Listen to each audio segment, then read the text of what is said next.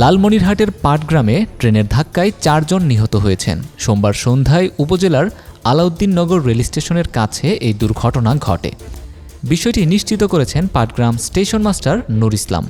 নিহতরা হলেন উপজেলার জোংরা ইউনিয়নের ইসলামনগর গ্রামের আজিজার রহমান, মোবারক হোসেন, মকবুল হোসেন ও একই ইউনিয়নের মমিনপুর গ্রামের আব্দুল ওহাব।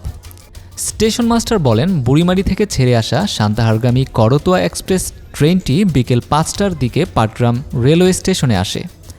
পরে পাটগ্রাম রেলওয়ে স্টেশন থেকে লালমনিরহাট রেল স্টেশন অভিমুখে রওনা দেয়।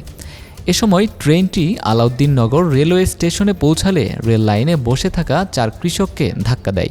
নামাজ শেষ করে তারা রেল লাইনে বসে তাদের যে মজুরি টাকা সেটা ভাগ বটরা করছিল। তারা হয়তো কোনো কারণে বুঝতে পারেনি, যার কারণে একটি দুর্ঘটনা আমাদের এখানে ঘটে গিয়েছে এবং 4টি তাজা প্রাণ ঝরে গিয়েছে।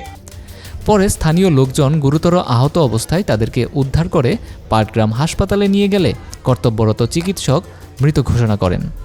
আমরা উপজেলা প্রশাসনের পক্ষ থেকে ইতিমধ্যে আমরা তাদের স্বজনদের সাথে দেখা করেছি। আমার জেলা প্রশাসক স্যারের সাথে কথা হয়েছে। উপজেলা প্রশাসন এবং জেলা প্রশাসনের পক্ষ থেকে আমাদের যতটুকু তাদের পরিবারের জন্য করা দরকার, আমরা ইনশাল্লাহ তাদের পরিবারের পাশে থাকব। স্থানীয়রা জানায়, আলাউদ্দিননগর রেল স্টেশনের নিকটে কিছু ব্যক্তি পাওয়ার টিলার দিয়ে ধান মাড়াইয়ের কাজ করছিল। পাশের রেল লাইনে ওই 4 ব্যক্তি বসা ছিল। পাওয়ার টিলারের প্রকট শব্দে তারা ট্রেনের আওয়াজ শুনতে পারেননি।